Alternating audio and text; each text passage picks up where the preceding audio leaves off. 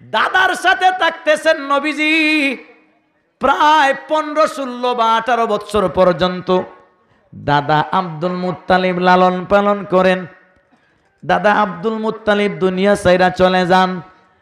নবীজির দায়িত্ব নিছেন নবীজির আপন চাচা আবু তালিব। এক হিসাবে চাচা, আরেক হিসাবে বিয়াই সাহেব। চাচা আবু তালিব আপন চাচা, আবার বিয়াইও আপন চাচা, বাপের ভাই, বাপের আপন ভাই আবু তালিব, উনি চাচাও আবার বিয়াই। আবু তালিব চাচার ছেলে আলী, আলীর কাছে নবীজির মেয়ে ফাতেমারে বিয়া দিছেন। কথা বুঝেন নাই? মেয়েরে কার কাছে বিয়া দিছেন? আলী নবীজির কি হন? চাচতো ভাই, চাচতো আপন চাচাতো ভাই। এর মানে চাচার কাছে ফাতেমা তৈল মেয়ে, আলী চাচতো ভাই। তৈলে চাচতো যদি ভাই নবীজির হইয়া থাকেন, তাহলে চাচতো ভাইয়ের কাছে ফাতেমারে বিয়া দিছেন, মানে মেয়ের চাচার কাছে বাতিজিরে বিয়া দিছেন। কথা বুঝেন নাই? চাচার কাছে কারে বিয়া দিছেন? বাতিজি, বাতিজি, বাতিজি। আলী হইলেন চাচা, ফাতেমা হলেন বাতিজি। তাহলে বাতিজিরে চাচার কাছে বিয়া দিছেন, এটা শরীয়তে জায়েজ। আপন চাচা না, আপন চাচার কাছে বাতিজির বিয়া জায়েজ নাই। বাপের বাইর গোরের ভাই, বাপের ভাই, বাপের ভাই অর্থাৎ চাচার গোরের ভাই, চাচার গোরের ভাইয়ের কাছে আপনার মেয়েরে বিয়া দিতে পারবেন, জায়েজ। কিন্তু এই যুগে যদি বিয়া দে, পরের দিন লাঠি দিবাই রেখব বাতিজিরে চাচার গোরে বিয়া দিছ, কত বড় বদমাইশ। কথা বলেন ঠিক কিনা? আসসালামু আলাইকুম ওয়া রাহমাতুল্লাহি ওয়া বারাকাতুহু। আলহামদুলিল্লাহি ওয়াহদাহু ওয়াসসালাতু ওয়াসসালামু আলা মান লা নাবিয়্যা বা'দা। আম্মা বা'দু ফাআউযু বিল্লাহি মিনাশ শাইতানির রাজীম। বিসমিল্লাহির রাহমানির রাহিম।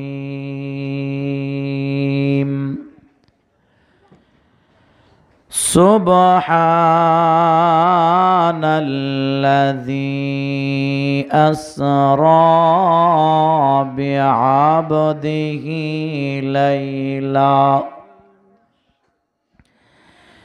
লাইলাম মিনাল মাসজিদিল হারামি ইলাল মাসজিদিল আকসাল্লাযী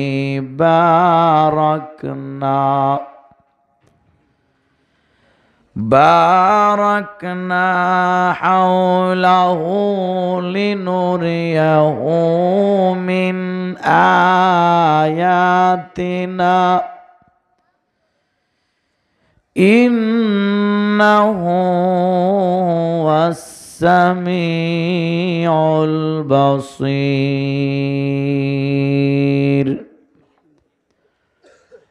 সাদাকাল্লাহু মাওলানাল আযীম।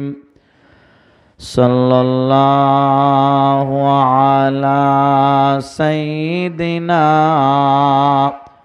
ওয়া মাওলানা মুহাম্মদ ওয়া আলা আলিহি ওয়া আসহাবিহি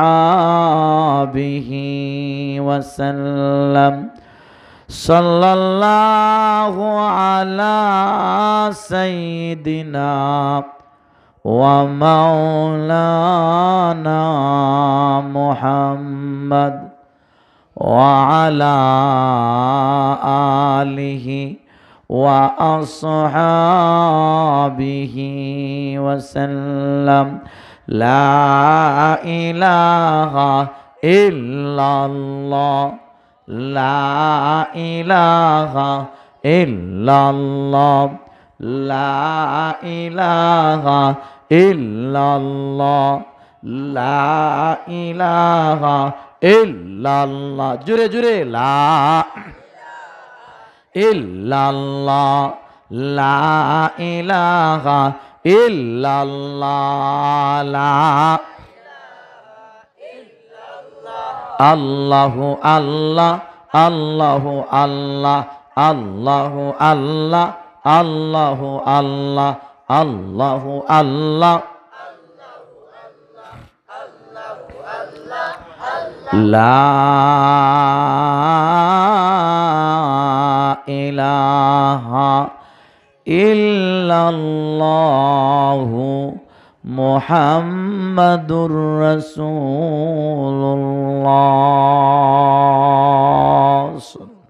আলহামদুলিল্লাহ।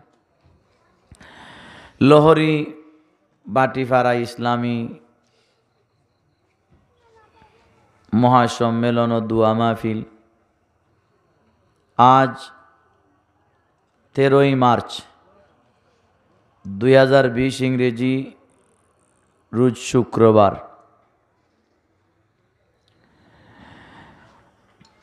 জনাব মোহাম্মদ তাহির উদ্দিন সাহেবের আয়োজনে আয়োজিত মরহুম একরামুল্লাহ সাহেবের বাড়ির প্রাঙ্গণে আয়োজিত এই মাহফিলের সম্মানিত সভাপতি সাহেব, মুকাররম মুআজ্জম হযরত উলামায়ে কেরাম, সর্বস্তরের প্রাণপ্রিয় তাওহীদি জনতা, পর্দার আড়ালের আমার শ্রদ্ধেয়া মহিষী মা ও বোনেরা, সর্বপ্রথম সেই মহান মালিকের দরবারে এই জন্য শুকরিয়া জানাই যে মহান মালিক মেহেরবানি করে দয়া করে আমাকে আপনাকে নুরানি কুরানি জান্নাতি মাগফিরতি বাগানে আসবার এবং বসবার তৌফিক দিছেন। মহাব্বতের সাথে সেই মহান মালিকের দরবারে শুকরিয়া জানাই, সকলে বলি আলহামদুলিল্লাহ। আজকে এই মহতি মাহফিলে আমি এই অদম ইচ্ছা করছি মেরাজ এবং ইসরা নিয়ে কিছু আলোচনা করতে, যেহেতু এই মাস মেরাজের মাস, রজবুল মুরাজ্জব। আজ থেকে নিয়ে 1400 বৎসর আগে আমার আপনার নবীজি আকা নবী, হাবিব নবী, মাহবুব নবী, আশিক নবী, মাশুক নবী, সাদিক নবী, মাসদুক নবী, নবী মুহাম্মদুর রাসূলুল্লাহ সাল্লাল্লাহু আলাইহি ওয়াসাল্লাম এই জমিন থেকে গোটা পৃথিবী ভ্রমণ করেছেন খুবই অল্প সময়ের ভিতরে। নবীজি সাল্লাল্লাহু আলাইহি ওয়াসাল্লামের মেরাজ মূলত দুই ভাগে বিভক্ত। একটাকে বলা হয় ইসরা, আরেকটা অংশকে বলা হয় মেরাজ। মেরাজের শুরু দিককে বলা হয় ইসরা, মেরাজের শেষ অংশকে বলা হয় মেরাজ। ইসরা আরবি শব্দ, বাংলা অর্থ হলো কোনো মানুষ রাত্রিবেলায় এক জায়গা থেকে আর এক জায়গা সমতল দিয়া গেলে, সমান জায়গা দিয়া সমতল দিয়া রাত্রের ভ্রমণকে আরবিতে বলা হয় ইসরা। মনে করেন আমার বাড়ি তাজপুর, আসছি বাটিপাড়া, রাত্রিবেলা সমতল দিয়া বাই রোডে আপনাদের এইখানে আসছি। এই আশাটা, রাত্রের এই ভ্রমণটাকে আরবিতে বলা হয় ইসরা, রাত্রিবেলার সমতলের ভ্রমণ। নবীজি সাল্লাল্লাহু আলাইহি ওয়াসাল্লাম মক্কা শরীফ থেকে বাইতুল মুকাদ্দাস গেছেন মেরাজের রাত্রিতে। বাইতুল মুকাদ্দাসে নামাজ পড়াইছেন, অর্থাৎ বুরাকে আরোহণ কইরা উপরে উঠার আগ পর্যন্ত মক্কা থেকে বাইতুল মুকাদ্দাস গেছেন। এই যাওয়াটা উপরে উঠার আগ পর্যন্ত বলা হয় ইসরা। রাত্রিবেলা মক্কা থেকে বাইতুল মুকাদ্দাস পর্যন্ত সমতলের ভ্রমণ, এটাকে বলা হয় ইসরা। বাইতুল মুকাদ্দাস থেকে বুরাকে আরোহণ করে উপরের দিকে যাওয়া শুরু করছে। এই উপরের যাওয়াকে আরবিতে বলা হয় মেরাজ। মেরাজ শব্দ উরুজ থেকে আসে, উরুজ মানি নিচ থেকে উপরে চড়া। মেরাজ মানি উপরে চড়ার হাতিয়ার বা সিঁড়ি, এক কথায় বলতে গেলে সিঁড়ি। সিঁড়ি দিয়া নবী উপরে গেছেন, অর্থাৎ বুরাক নামের সিঁড়ি দিয়া। তাহলে জমিন থেকে উপরের যাওয়া আল্লাহর আরশ পর্যন্ত এই মাঝের সব ইতিহাসকে বলা হয় মেরাজ। আর মক্কা থেকে বাইতুল মুকাদ্দাস পর্যন্ত এই সব ভ্রমণ কথাবার্তা ইতিহাসকে বলা হয় ইসরা। কোরআনে পাকে ইসরার কথাও আছে, মেরাজ শরীফের কথাও আছে। যেই আমি আয়াত তিলাওয়াত করেছি সূরায়ে বনি ইসরাইলের প্রথম আয়াত, এই সূরার নাম সূরায়ে বনি ইসরাইল। এটার আরেকটা নাম ইসরা, সূরাতুল ইসরা। যেহেতু নবীজি মক্কা থেকে বাইতুল মুকাদ্দাস গেছিলেন, এই ভ্রমণের কথাটা এই সূরায় আছে, এই জন্য এটার নাম ইসরাও। এই সূরার নাম বনি ইসরাইল, সূরাতুল ইসরা। পঠিত আয়াতে বাইতুল মুকাদ্দাস পর্যন্ত ভ্রমণের কথা আছে।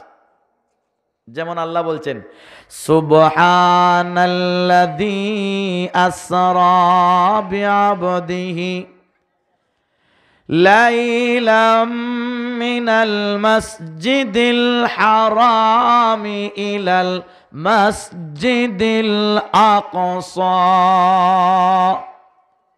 মিনাল মাসজিদিল হারাম মানে মক্কা শরীফ, ইলাল মসজিদিল আকসা, মসজিদে আকসা মানে বাইতুল মুকাদ্দাস। মক্কা থেকে বাইতুল মুকাদ্দাস পর্যন্ত স্পষ্টভাবে আছে ইসরা, লাইলান রাত্রিবেলা। এইখানে আছে মক্কা থেকে বাইতুল মুকাদ্দাস পর্যন্ত। সূরায়ে নাজম 28 নম্বর পারায় বোধহয় বা 27 নম্বর পারায় সূরায়ে নাজম। সূরায়ে নাজমের প্রথম থেকে 28-18 নম্বর আয়াত পর্যন্ত মেরাজের কথা আছে, ঊর্ধ্বগমনের কথা আছে। আল্লাহু আকবার। মক্কা শরীফ থেকে নবীজি বাইতুল মুকাদ্দাস গেছেন। বাইতুল মুকাদ্দাস থেকে নবীজি উপরের দিকে গেছেন। উপরের যত জগৎ আছে সব জগৎ তো দেখছেন। নবীজি উপরে থাকা অবস্থায় আরো যত জগৎ আমরা নিচে আছে এই সব জগৎ আল্লাহ নবীকে দেখাইয়া দিছেন। মেরাজ, এই ভ্রমণ শুধু আমার আপনার নবীর না, পৃথিবী যতজন নবী আগমন করছেন সবার হইছে, সব নবীদের মেরাজ হইছে। তবে পার্থক্য আছে, সব নবীদের মেরাজ জীবনে একবার। কয়বার? তাও স্বপ্ন যুগে, অথবা রুহানি ভাবে, অথবা ঘুমন্ত অবস্থায়, অথবা মুরাকাবার মাধ্যমে। বাবা আদম আলাইহিস সালাম থেকে নিয়ে ঈসা আলাইহিস সালাম পর্যন্ত সমস্ত নবীদের মেরাজ হইছে। তবে জীবনে কয়বার? মাত্র একবার। এর মাঝেও হয়তো স্বপ্নে ঘুমে দেখছেন, মেরাজে গেছেন, আর না হয় মুরাকাবার মাধ্যমে, আর না হয় রুহানি ভাবে। রুহকে আল্লাহ লইয়া গেছেন, বডি নেন নাই। সব নবীর, আদম আলাইহিস সালাম থেকে ঈসা নবী পর্যন্ত কোন নবীর মেরাজ সশরীরে হয় নাই, সশরীরে রুহানি ভাবে মানে নবী জমিনে আছেন, আল্লাহর রুহুরে লইয়া গেছেন, অথবা গুমের অবস্থায় ঘুরছেন, আর না হয় মুরাকাবায় বসছেন, আল্লাহর দিয়ানে আল্লাহর রুহুরে টান দিয়ে আল্লাহর আরশে লইয়া গেছেন। সব নবীদের মেরাজ একবার, তাও সশরীরে না, রুহানি গুমে বা মুরাকাবা। কিন্তু আমার আপনার নবী, আকা নবী, হাবিব নবী, মাহবুব নবী, আশিক নবী, মাশুক নবী, সাদেক নবী, মাসদুক নবী, নবী মুহাম্মদুর রাসূলুল্লাহ সাল্লাল্লাহু আলাইহি ওয়াসাল্লামের মেরাজ। আমি যখন সূরা আকাইদ কিতাব পড়তাম, মিশকাত পড়া অবস্থায় আরবি একটা সূরা আছে নিব্রাস, নিব্রাস নামী সূরার মাঝে পাইলাম আমার আপনার নবীর মেরাজ হইছে 34 বার। কয়বার? জুড়ে বলেন, আরো জুড়ে। নবীর মেরাজ হইছে 34 বার, এর মাঝে 33 বার হইল রুহানি ভাবে ঘুমন্ত অবস্থায় মুরাকাবার মাধ্যমে, স্বপ্ন অবস্থায় 33 বারের ভ্রমণ, 33 বারের মেরাজ। 34 নম্বর একবারের মেরাজ আমার আপনার নবীর মেরাজ ছিল সশরীরের মেরাজ। সশরীরে মানে আমার নবীজির রূহ এবং বডি সহ, রূহ এবং বডি সহ আল্লাহ পাক আরশে মুআল্লায় নিয়ে গেছেন। তাহলে সমস্ত নবীর মেরাজ কয়বার? রুহানি ভাবে না শারীরিক? রুহানি, স্বপ্নিক অথবা ঘুমন্ত মুরাকাবা। আমার আপনার নবীর মেরাজ 34 বার, একবার হইল সশরীরে, 33 বার হইল গুম মুরাকাবা রুহানি ভাবে। আমি যে কিতাবে পাইলাম 33 বার, এই কিতাব সারা আরেক বুজুর্গ আনছেন আরেক কিসের 33 বার আর 34 বার। মুহাম্মদুর রসুলের মেরাজ হাজারো লক্ষ বার হইছে। শেখ সাদি তো বলছেন আরে লক্ষ টক্ষ নাই, আমার নবী 24 ঘন্টাই আল্লাহ পাকের সাথে মেরাজে থাকতেন। নবীজি মেরাজ আর সকল নবীর মেরাজ সমান? জুড়ে বলেন, জুড়ে বলেন। সব নবীরা মেরাজ আল্লাহর আরশে যাওয়ার জন্য কাঁদছে, আল্লাহর আরশে যাওয়ার জন্য কাঁদছেন, কান্দাও বাকি নবীদের যাওয়ার সুযোগ হয় নাই। কিন্তু আমার আপনার নবী আল্লাহর কাছে জীবনেও বলেন নাই, আল্লাহর কাছে চাওয়া ছাড়া আল্লাহ পাক আমার আপনার নবীকে এই পৃথিবী থেকে টান দিয়া আল্লাহ পাকের আরশে মুআল্লার মেহমান বানায়া দিছে। সকল নবী চাইয়াও যাওয়া হয় নাই, আর আমার আপনার নবী না চাইয়াও যাওয়া হইছে। সব নবী চাইছেন, যারা বেশি বেশি কাঁদতেন, কান্দা শুনতে শুনতে আল্লাহ শেষ পর্যন্ত কেউরে তুর পাহাড় পর্যন্ত মেরাজ, কেউরে মাছের ফেট, কেউরে কুয়ার ফেট, কেউরে তখতে সুলাইমানি, কেউরে আবার আরেক জায়গায় এরকম কইরা ভ্রমণ করাইছে। মূসা নবী কাঁদছিলেন বেশি, আল্লাহ মূসা আলাইহিসসালাতু ওয়াসসালামের কান্দা শুনতে শুনতে মেরাজ করাইছেন তুর পাহাড় পর্যন্ত। কোন পাহাড় পর্যন্ত? তুর পাহাড় জমিন থেকে মনে করেন আধা কিলোমিটার উঁচা, জমিন থেকে আধা কিলোমিটার উপরে উঠছেন। হযরতে ইউসুফ নবী কাঁদছেন, আল্লাহ কুয়ার তল দেশে পৌঁছাইয়া দিছেন। কাঁদছিলেন যাইতেন উপরে দিয়া, পৌঁছাইয়া দিছেন নিচে দিয়া। ইউনুস নবী কাঁদছিলেন, আল্লাহ পাক পৌঁছাইয়া দিছেন মাছের পেটে। কার পেটে? মাছের পেটে গিয়া মেরাজ হইছে। মাছের তাফসিরের কিতাবে আছে, মাছের পেটে আল্লাহ পাক ইউনুস নবীর সামনে একটা টেলিভিশনের মতো স্ক্রিন, কম্পিউটারের মতো স্ক্রিন বসাইয়া দিছেন। এই স্ক্রিনে বইসা বইসা 7 আসমান 7 জমিনের দৃশ্য দেখছেন। মেরাজ হইছে, তবে উপরে না, সাগরের তলে। সাগরের সুলাইমান নবী কাঁদছেন, বেশি কাঁদছিলেন দেখে উনারে সবার একটু উপরে নিছেন, তখতে সুলাইমানি দিয়া জমিন থেকে 2-3 কিলোমিটার উপরে ঘুরাইয়া বাড়ি পৌঁছাইয়া দিছেন। এটা হইল এরকম সান্ত্বনা। আমি যখন মাঝে মাঝে ওয়াজে বেরোই, তখন আমার ছোট্ট মেয়ে একটা আছে, 2.5 বছর বয়স, 2 বছর, এটার লোক ধরে ওয়াজে যাইতো। এখন এটারে আমরা গাড়িটারে দীক্ষা হয়তো, গাড়ি দীক্ষা হয়তো জুসে যাস না আয়, কিন্তু আধা ঘন্টা পরে তো কানবো। তো জুসে যাসে কান্দা মাইন্দা যখন গাড়ি দুটে, তো পরে করি কি, আমাদের বাড়ির থেকে 1-2 মিনিট পাবে আইটা গেলে একটা দোকান আছে, এই দোকান পর্যন্ত নিয়া ইনো ফোটেটু একটা লইয়া দিলে আর ফিসে দিস আয় না বাড়িতে। আর যে মনে করছে ওয়াজ মনে হয় এই জায়গায়, এটাই মনে হয় ওয়াজ। বা যাই হোক, বাচ্চারা তো মজা পাইলে এটা আলাদা ব্যাপার। আমার একটা ভাগনা মৌলভীবাজার বাড়ি, 5 থেকে 6 বছর বয়স হইব, চকলেটের পাগল কারে কয়। বাচ্চারা চকলেট জন্য কি পরিমাণ পাগল, এটা ওই আমার ভাগনা থেকে বুঝছি। রাত্রে কাঁচা ঘুম, কড়া ঘুমের মাঝে আছে, হকরাইতেছে, কানের কাছে নিয়ে যদি চকলেটের কিসারে লাড়া দেই, হ্যাঁ চকলেট নি, আয়া দায়া ঘুমে, হে সায়া কো চকলেট নি, হ্যাঁ চকলেট।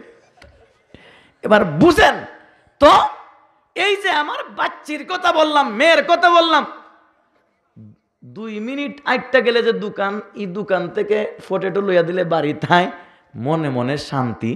হে ভাবতেছে তো ওয়াজ 10-12টা কইরা ফেলছে, মানে পটেটো দিয়া বাড়ি ফাটাইয়া দিলাম, সান্ত্বনা দেওয়া হইল। সব নবীরা কাঁদছেন, যারা বেশি বেশি করে কাঁদছেন। কেউ রে তুর পাহাড়ে নিয়ে আল্লাহ সান্ত্বনা দিলেন, কেউ রে কুয়ার নিচে নিয়ে সান্ত্বনা, কেউ রে মাছের পেট পর্যন্ত পৌঁছাইয়া সান্ত্বনা, কেউ রে তখতে সুলাইমানি দিয়া সান্ত্বনা।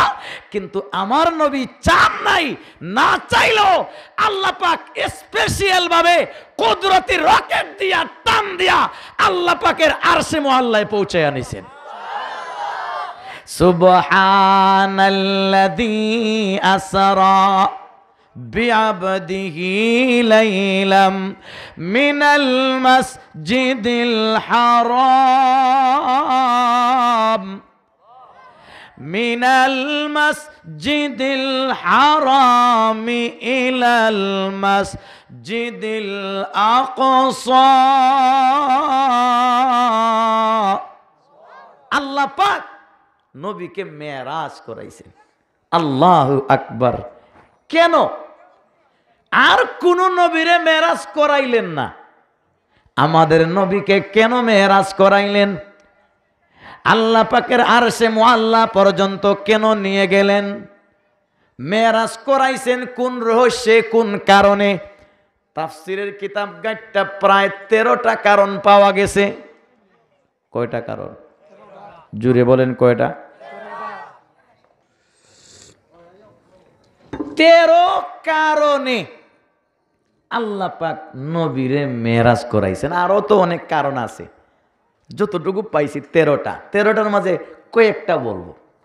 এর মাঝে নবীকে এই সম্মান, আমার নবীকে আল্লাহ যত সম্মান দিছেন, এর মাঝে একটা সম্মান হইল মেরাজের সম্মান।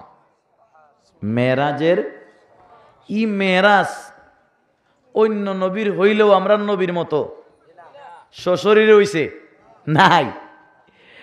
এই মেরাজ নবীজির স্পেশাল পুরস্কার।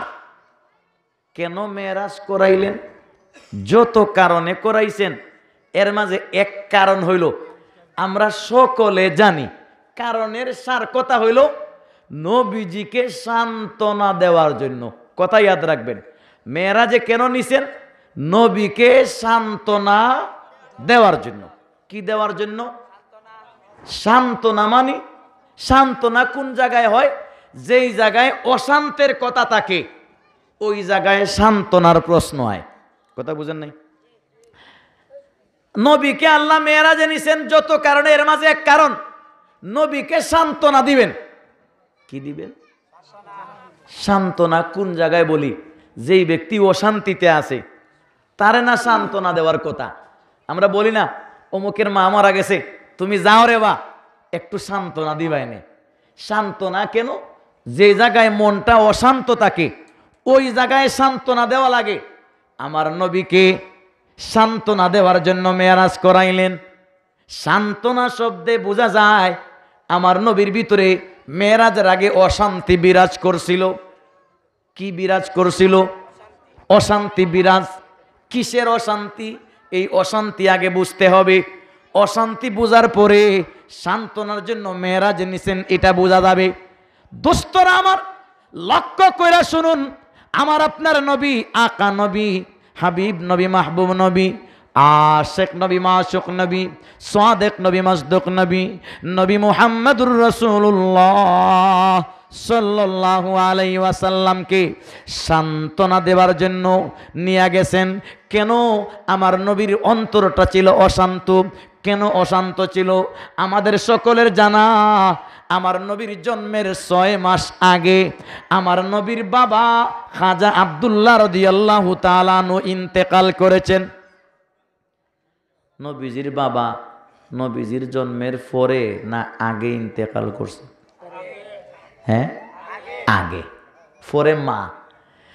নবীজির জন্মের 6 মাস আগে নবীজির বাবা দুনিয়া ছাইরা চলে যান। নবীজি জন্ম নিছেন। জন্ম নেওয়ার পরে নবীজি জন্মদাতা বাবার চেহারা দেখেন নাই। জন্মদাতা বাবার চেহারা দেখেন নাই। নবীজির জন্মের পরে 6 বছর পর্যন্ত নবীজি শিশু বাচ্চা, মার স্নেহ মমতা পাইছেন।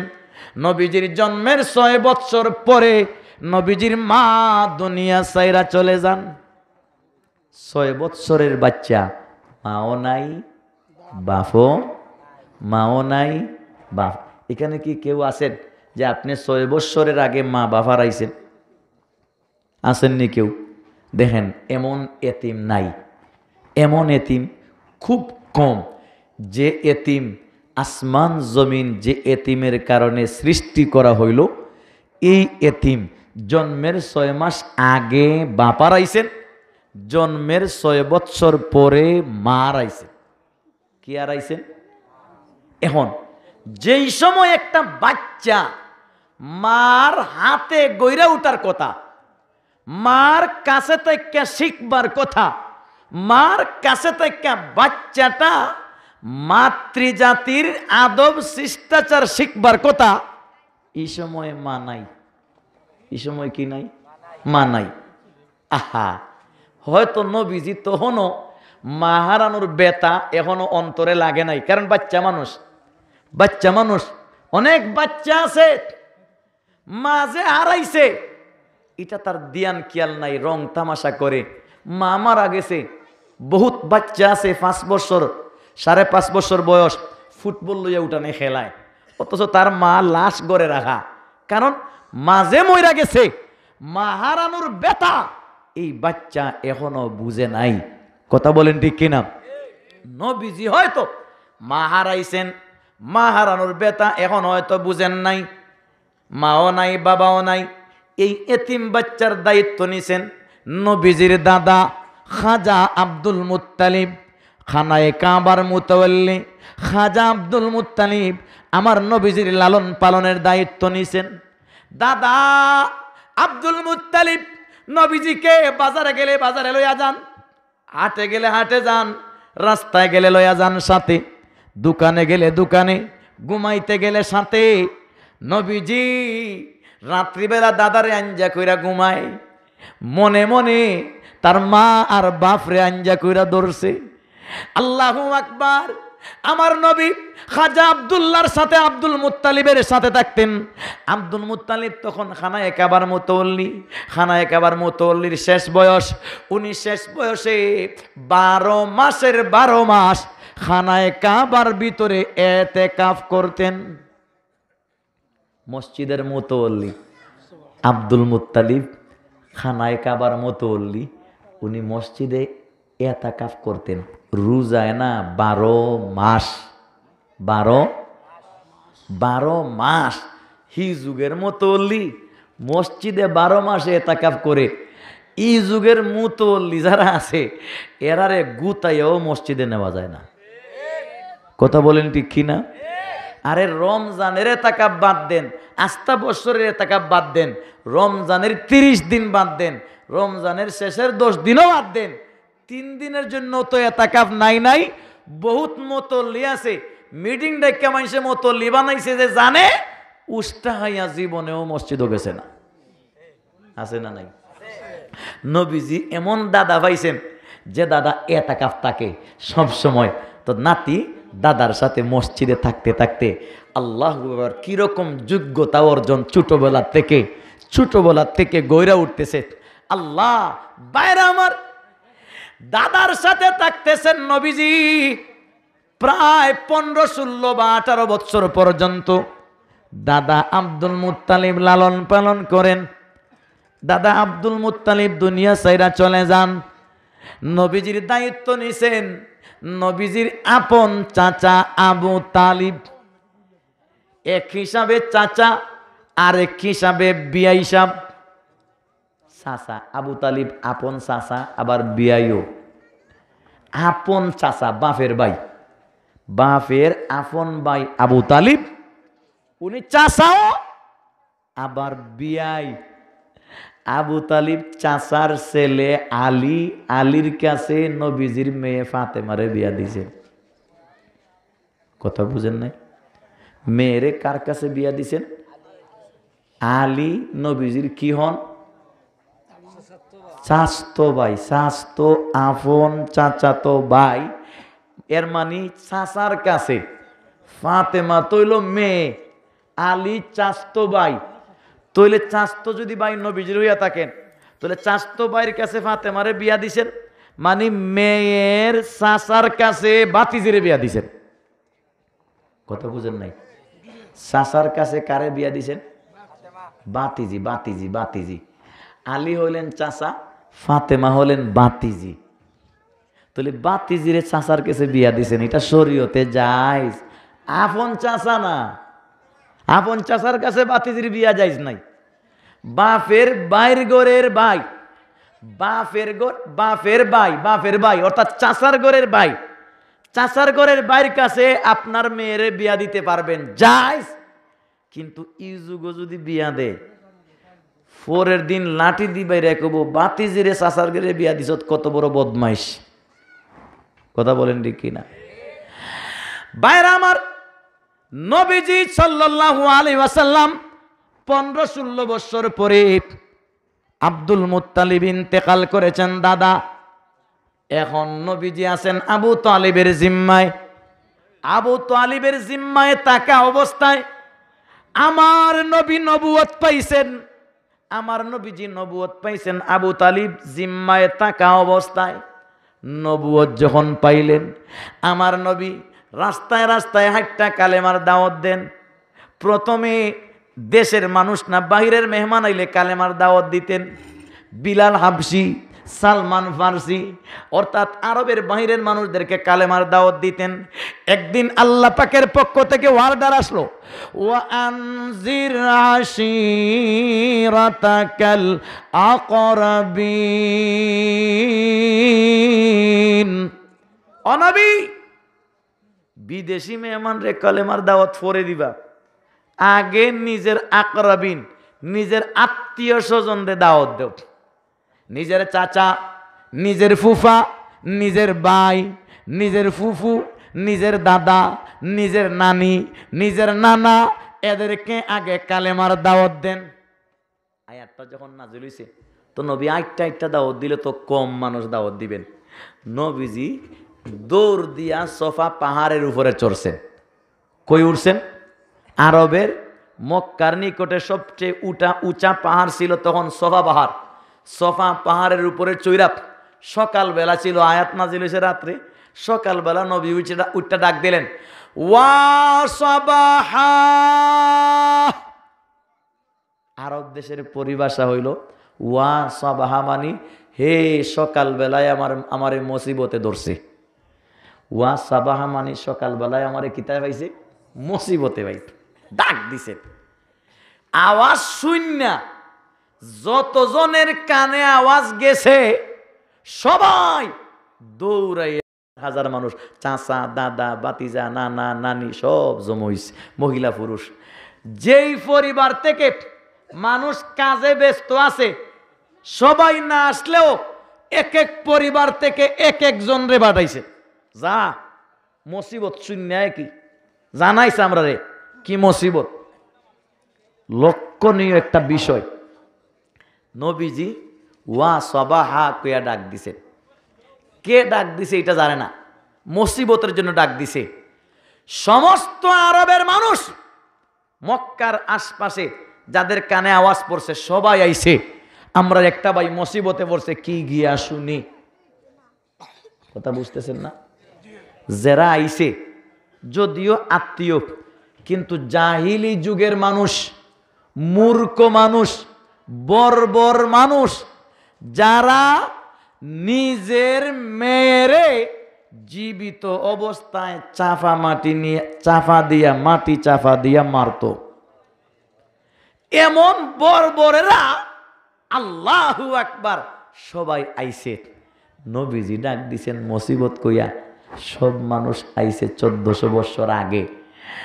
আমরার এই যুগ যদি রাত্রে 2টার সময় ডাকাইতায়, বেটা যদি ওইটা ডাক দে ডাকাইতাইছে রে, এই সময় দেখো লাগা করে বেটা গিয়ে দেখবো সিটকারি কোনটা কুলা আছে, যেটা কুলা আছে এটাও লাগায়, বেন্দাও লাগায়, নিজেও ঠেলা মারি ধরে বউরে কই তুইও দৌড়াইয়া ঠেলা দেবে আইবো আমরা করো। কথা বলেন ঠিক কিনা? তবে গ্রামের মাঝে যথেষ্ট হায়া মায়া আছে, এরপরেও অনেক হায়া মায়া গ্রামে আছে। ডাকাত কইয়া ডাক দিলে সবাই বের না হইলেও কিছু বের হয়, কিছু বাড়ায়। কিন্তু শহরে, সিলেট শহরে ডাহায় চাইনিজ কুড়াল দিয়ে কুপাইলেও ছায়া দেখে, যায় না, যায় না। আরে মিয়া দেখেন নাই আপনারা ওই যে এমসি কলেজের রাস্তায় বদরুল নামে ছেলে খাদিজারে কুফাইল, শত শত মানুষে তাকাইয়া দেখতেছে, দৌড়ে না গিয়া। কথা বুঝেন নাই? নদীর মাঝে এক বেটা ফইরা ডুববে যাইতেছে, নিয়ম হইল গিয়া তারে হাত ধরে তুলতো, সবাই খালি ছবি তুলে ক্যামেরা করে, হিগু সেফট হয়ে যার মইরা, আরে ক্যামেরা দিয়ে ছবি তুলে। কোন কোন পাগলের যুগে আমরা আছি আল্লাহ জানে। বাইরে আমার আরবের বর্বর যুগের মানুষ মুসিবত কইয়া ডাক দিলে হাজার হাজার মানুষ সাথে সাথে জমা হয়ে যায়। আজকে যদি কেউ মুসিবত কইয়া ডাক দিলে যেই ব্যক্তি আসবে না ওই ব্যক্তি জাহিলি যুগের মুশরিক থেকে আরো নিকৃষ্ট। তাদের ভিতরে কি হায়া মায়া ছিল, কি হায়া মায়া ছিল। ডাক দিছে এক ব্যক্তি, কি লাগে কি মুসিবত শুনি, সবাই আইছে, সবাই আইছে। আরে ভাই একটু আগে তো বললাম এরা জীবিত মেয়েরে দাফন করত। আমি এক কিতাবে পাইছি, এটা হয়তো জীবনে শুনছেন না, কানে রাখেন। জাহিলি যুগের মানুষে মেয়েদেরকে জিন্দা দাফন করত কেন? কারণ আছে। যতই আমার মেয়ের প্রতি ঘৃণা থাকুক, আমার মেয়েরে আমি জন্ম দিয়া আমার হাতে মাটি চাপা দিব এটা অসম্ভব। কিন্তু দে কেন? কারণ আছে তো। কারণটা হইল তারা নিজের চোখের সামনে অমুকের মেয়ে বড় হইয়া বাপে পানলো, খাওয়াইলো, কাপড় দিল, যা বলছে বাপে আইনা দিল। 18 বছর 16 বছর বয়স হইলে বালিগ হইলে পরে লাগাবাড়ির বেটার লগে জাগি বাগ্যা বাপের সামনে মার সামনে ই বেটার সাথে ফিল্ডিং মারে, ই বেটার সাথে রাস্তায় যায়, ই বেটার সাথে যায় গিয়ে ডাহা, ই বেটার সাথে যায় গিয়ে সিলেট, ই বেটার সাথে গিয়ে ইনো ইয়ার কি মারে, গাছতলায় বইয়া বইয়া গল্প কইরা সারাদিন গল্প কইরা মস্কারি কইরা দুষ্টামি কইরা শয়তানি কইরা আয়। জাহিলি যুগের মানুষ মূর্খ হলেও এই অনুভূতি আছে, আমার মেয়ে আমি জন্ম দিলাম, আমি পারলাম, আমারে না কইয়া 1400 সাথে ডেইলি চক্কর দেয়, 1400 সাথে আড্ডা দেয়, হোটেলে যায়, অবাধে মিলামেশা করে, মা বাবার সামনে আরেকটা ছেলে দইরা যায় কি অচেনা ছেলের সাথে। এই সমস্ত জিনিস দেখা দেখা মেয়েদের প্রতি ঘৃণা জন্মিছে। এরপরে কয় যে মেয়েরে বড় করমু চোখের সামনে আরেক বেটার সাথে যাবো কি, এটা বড় করে আলাপ নাই, দে মাটির নিচে চাপা দে। লক্ষ্য কইরা দেখেন মূর্খ যুগের মানুষ তার সামনে তার মেয়েটা আরেক বেটার সাথে চক্কর দিতে সহ্য হয় না দেখা ছোট থাকতে মাটি চাপা দিছে। আজকের যুগে ঢাকা যান, সিলেট যান, মার সামনে বাপের সামনে মেয়ে ছেলেরে লইয়া আড্ডা দেয়। কলেজের ছেলে একটা মেয়ে নাম সালমা, কলেজে পড়ে, ছেলে একটা অপরিচিত লইয়া বাসায় আইছে। মায়ে জিজ্ঞাসা করে কি গো মা এটা কেডা? মেয়ে কয় আম্মা এটা আমার বিএফ। বিএফ মানে বুঝছেন নি আপনারা গ্রামের মানুষ হতো না, বয়ফ্রেন্ড। হ্যাঁ বয়ফ্রেন্ড বুঝছেন না, কলেজের বন্ধু। তে মা মুসকে হাসি দিয়া হেরে খাওয়ায় আর কয় বাবা আমার সালমাও কলেজে যায়, তুমিও কলেজে যাও, ভালো হইছে, তুমি আমার সালমাটারে দীক্ষা রাখো। সালমারে দীক্ষা রাখার লাগে হেরে কন্ট্রাক্টারি দিতেছে, কন্ট্রাক্টারি দিবার আর জায়গা পাইছে না। সালমার মেয়েটারে যেই ছেলেটারে কন্ট্রাক্টারি দিয়ে দিছে, এটা কিরকম দীক্ষা রাখবো, এরকমই দীক্ষা রাখবো যে আপনি বাড়ির মধ্যে সুটকির মশার মুখ খুললা দিয়া বিলার সামনে দিয়া করেন বিলাই রে দীক্ষা রাখিস আমি বাথরুম থেকে আই। সুটকি দীক্ষা রাখবো মাতুন না, হে দীক্ষা কব আমি একবারে হেফাজত করার লাগে পেটও ঢুকাইলিছি। কথা বলেন ঠিক কিনা? এই বিলাই যেভাবে সুটকি ভাড়া দিবে ওই মেয়েটাকে ছেলে ওই রকম ভাড়া দিবে। কথা বলেন ঠিক কিনা? আজকালকার যুগে মা নিজে, আমি আমার কানে শুনতেছি, এলাকা বলবো না, একটা মহিলায় কথা বলতেছে একজনের সাথে, কয় আমার জামাইটা বড় অসুস্থ, ধন সম্পদ নাই, একসাথে 4টা মেয়ে বড় হইছে, আমার ইতা এত বাদ কোনো বেটাইনটার সাথে লাইনও লাগাইতে পারে না। লাইন লাগাইয়া যদি যাইতো কি জানটা বাঁচলো, নিয়ে তো খরচ কেমনে করতাম। দেখছেন নি কারবার? দেখছেন নি মানুষ কই গেছে?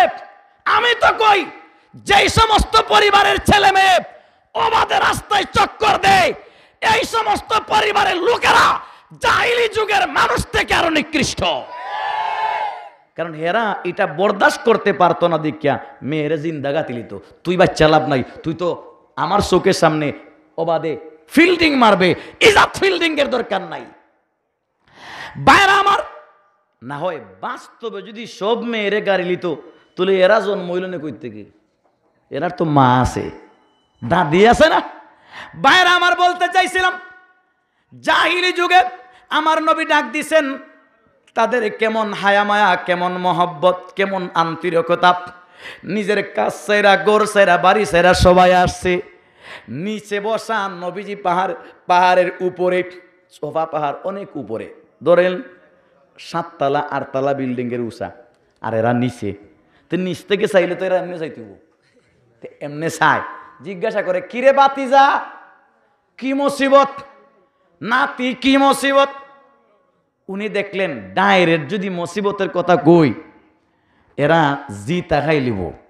নবীজি কৌশল অবলম্বন করলেন, হে আমার দাদারা, হে আমার নাতিরা, আমার জীবন থেকে, আমার জন্ম থেকে না এই পর্যন্ত আমাকে তোমরা কোনোদিন মিথ্যার কাজে পাইছনি?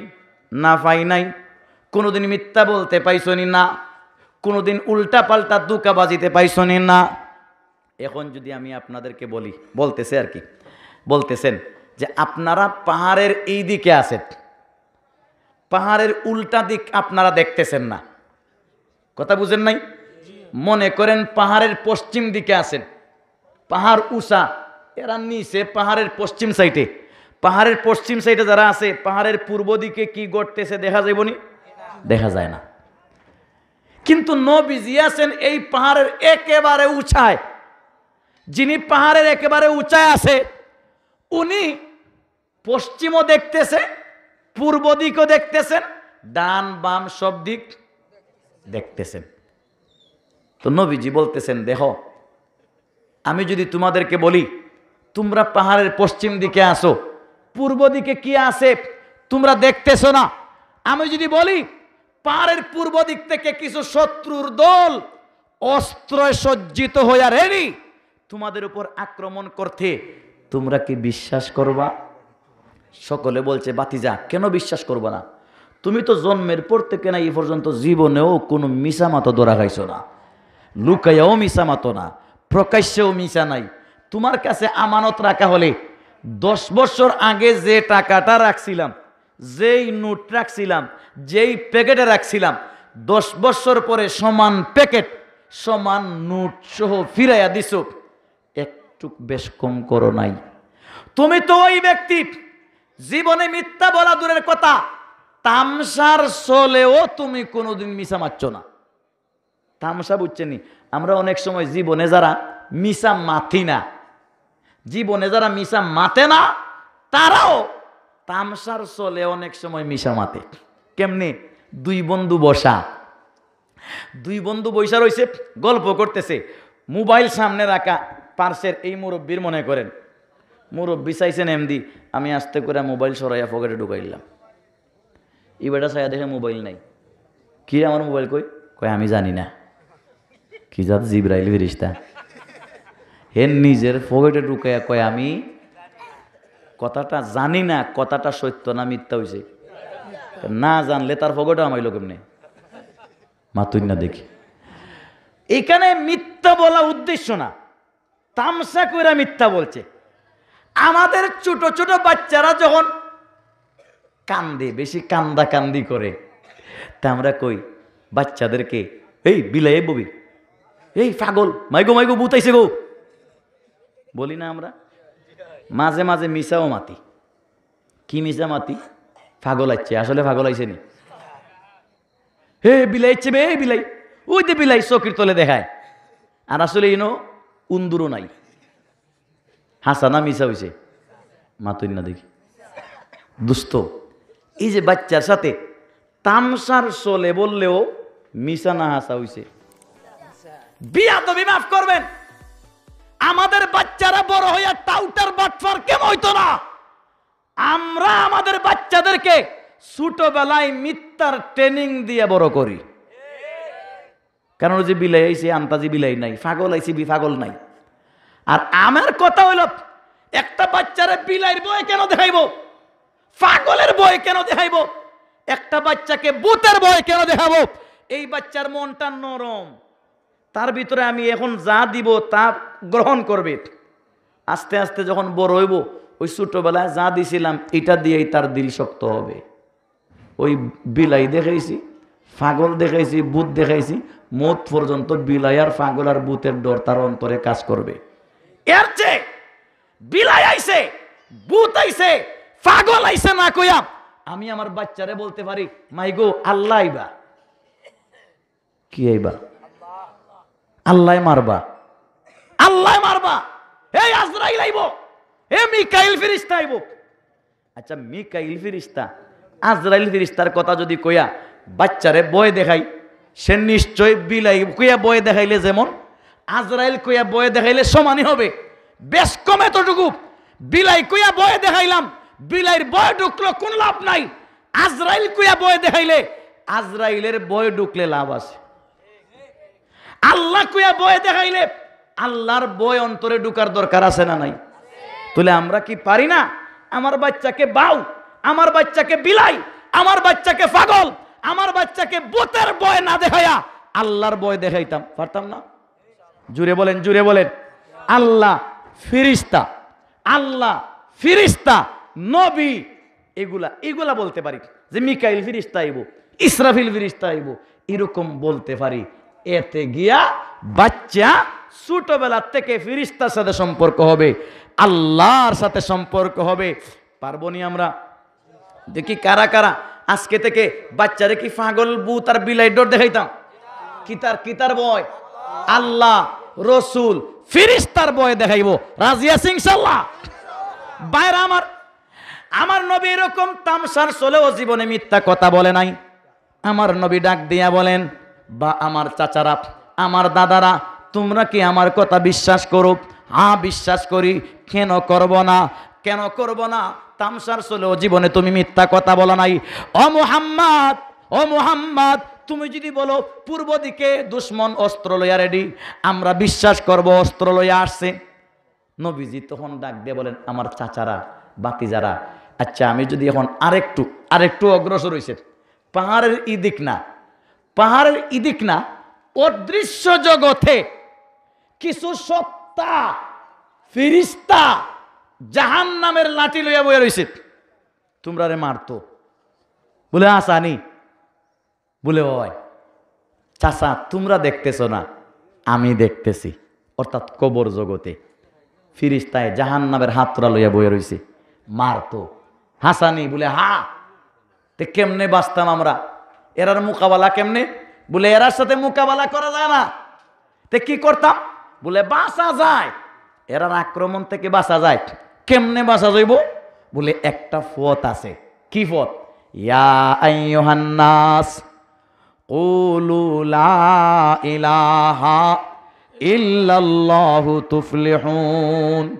হে লোক সকল, হে আমার চাচারা, হে আমার দাদারা, হে আমার ভাই ভাতিজারা, ওই অদৃশ্য জগতের আক্রমণ থেকে বাঁচতে হলে 33 কোটি দেবতা বাদ দিতে হবে, 360 মূর্তি বাদ দিতে হবে, পাথর পূজা বাদ দিয়া এক আল্লাহর উপর ঈমান আইনা ইবাদত করলে একমাত্র আল্লাহর ইবাদত করতে হবে। নবীজি যখন এই কালেমার দাওয়াত দিছেন, এতক্ষণ স্লোগান দিছে তোমার মতো ইমানদার কেউ নাই, তোমার মতো ভালো মানুষ কেউ নাই। যখন কালেমার দাওয়াত দিছেন, এখন চতুর্দিক থেকে পাথরের ইটা শুরু হইছে। কে ইটা? যার সামনে যা আছিল, কেউ কাপ দিয়া, কেউ চা দিয়া, কেউ ফ্রিজ দিয়া, কেউ পাথর দিয়া, কেউ ডাল দিয়া ইটা শুরু করছে। আল্লাহু আকবার। শেষ পর্যন্ত আবু লাহাবে পাথর ছোটটা হয় না, পাইছে একটা বলটার, তার জানের থেকে আরো মোটা বলটার লইয়া জিদে এমনি উঠাইয়া গুরানি দিছে, মুরার লগে হে গইরা পড়ে গেছে। ফইরা পাথরের তলে হেন নিজে ফইরা জিদ আরো উঠছে, উঠটা মুহাম্মদের দিকে হাত দেখায়া কয়, আলী হাজা জামাতানা তাব্বান লাকা ইয়া মুহাম্মদ। এ মুহাম্মদ তুই ধ্বংস হই যা, এর লাগি তুই জমা করছত নি আমরা রে। এতক্ষণ পর্যন্ত এরা মিছিল দিছে, আমার বাতিজা জিন্দাবাদ, আমার হুজুর জিন্দাবাদ, আমার অমুক জিন্দাবাদ, খালি কালেমার দাওয়াত দিছেন। এখন ইটায় পাথর দি। আমরাও মাঝে মাঝে সিফা দিয়ে ওয়াজ করলে কয় জিন্দাবাদ, আর গাত পড়ে গেলে কয় না, হুজুর ঠিক না। কথা বলেন ঠিক কিনা? উফরে বললে কয় সর্বনাশ, উফরে বললে যারা হুজুরের বিরুদ্ধে চলে যায় এরা আবু লাহাবের সাথে সম্পর্ক। কথা বলেন ঠিক কিনা? ভাইরা আমার, বলতে চাইছিলাম আল্লাহু আকবার। আমার নবী এই দাওয়াত দেওয়ার কারণে চতুর্দিকে দুশ্মন। তখনও নবী যার জিম্মায় আছেন আবু তালিব জিন্দা, সবাই পাথর দিয়া ইটা মারে। আবু তালিব দৌড়ে আইসা কইলেন, তোমরা ইটাইও না, আমার বাতিজাকে আমি বুঝাইতেছি, আমার বাতিজাকে আমি আটকাইতেছি, তোমরা ইটাইও না। তারা ডাক দেয়া কইল, তোমার বাতিজারে বাইরে সেফটা বানাইলিম, তাড়াতাড়ি সোজা কইলাও। বলে আমি ঠিক করতেছি। তো সাসাই গিয়ে রাত্রে বুঝায়, বাতিজারে কিছুদিন সময় দে আমারে, আপাতত কতই সব কর, খালি কালেমাটা কইস না, সব কর খালি কালেমাটা।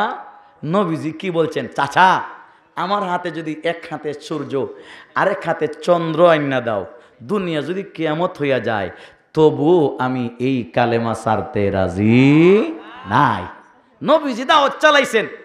দুশ্মনরা যখন আক্রমণ করে, আবু তালিব আইসা বলেন, আমার বাতিজা আমি এখনো জিন্দা, আমার বাতিজারে মারলে ইটের আঘাত যদি করো পাকটেল দিয়া বাড়ি দিব, ছোট মাটি চাললে ইট দিয়া ইটা দিব।